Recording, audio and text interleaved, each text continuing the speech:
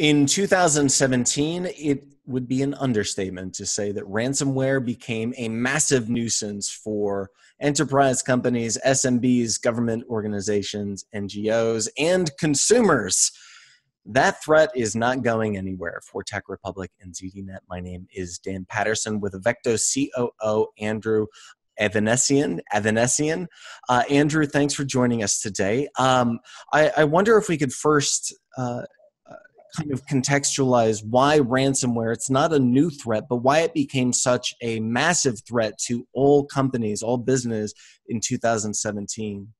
I think the main reason ransomware is such a big issue is because end users are the easiest thing in the world to dupe into clicking something. And if you can socially engineer a user to actually executing your code, then you've got control over the box. And that's the biggest issue, really, why ransomware has become so widely used. And I think the cyber criminals had moved away from trying to hack their way into a system to actually then leveraging the employees, leveraging the internal users in order to use them as a way of executing their own code. And if you can, as I said before, trigger someone or get somebody to execute your code, there's very little ways that you can detect that because it's user-initiated activity. And that's really the crux of it, I think.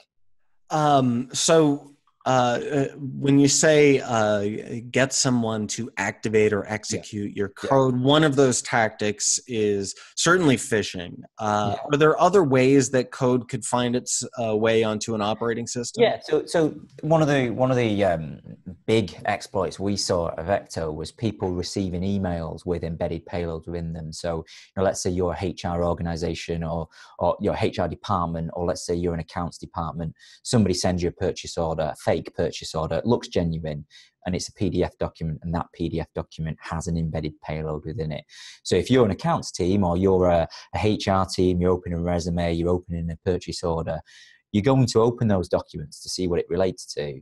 Your payload executes in the background. It looks like genuine user activity because you've opened a Word document, a PDF document, but actually there's a child application, a child process executing from a trusted application, but that trusted application's got vulnerabilities in it.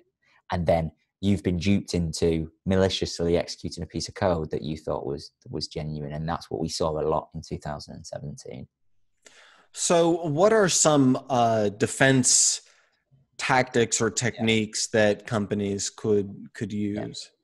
We've almost, in the cybersecurity world, tried to tackle cybersecurity in a hard way. We tried to play this cat and mouse game with detecting the bad guys doing something and then trying to stop them from doing something, trying to look at whether, an application is doing something potentially malicious, or try to look at whether a user is doing something potentially malicious. And if you use the analogy of your house, your home, we've almost, put a security system in place, a video recording system, but then left the front door wide open.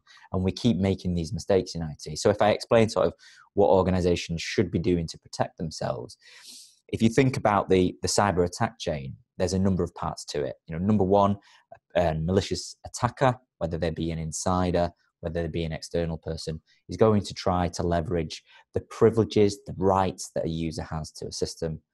Then what they're going to try to do is execute a piece of code. And then what they're going to try to do is abuse trusted applications. So if you look at those three things, if you remove inappropriate privileges from people, so you take admin rights off people and you only give them the exact privileges to the tasks, to the scripts, to the applications that they need to execute, well, then you're in a good place. Time and time again at Avecto, we walk into organizations and thousands of users have local administered rights to servers or local administered rights to desktops or laptops to do their job.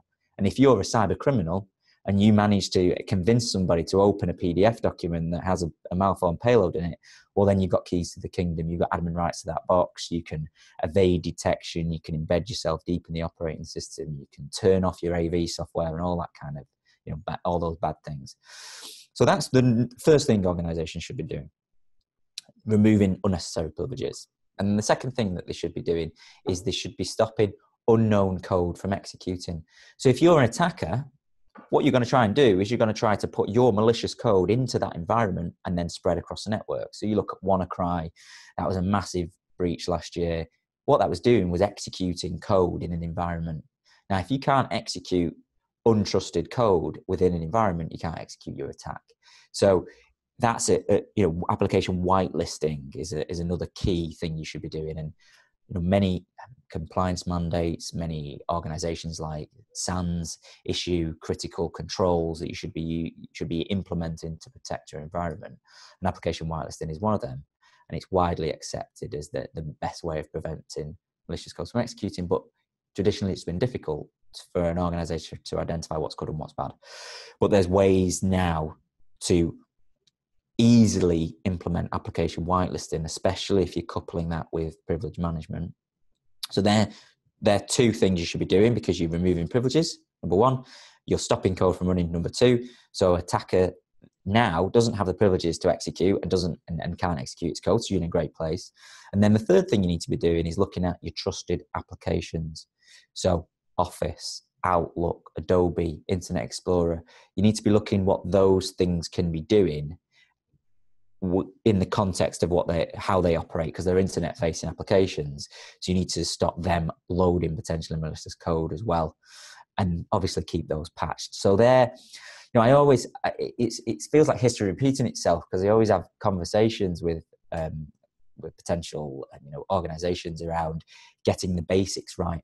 You don't build the roof on your house before you build the walls and the floor. And that's what we do in IT all the time. We leave bad practice in place and then try to detect the bad guys doing something with the latest, detection software.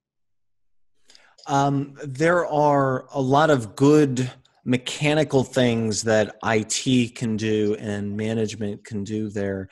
And one of those things that's critical, which is isolate functions on your local machine and isolate privileges on a local machine. But another critical component is to kind of stop things entering a system at its source. Obviously, like you said, you can't really play whack-a-mole with everything.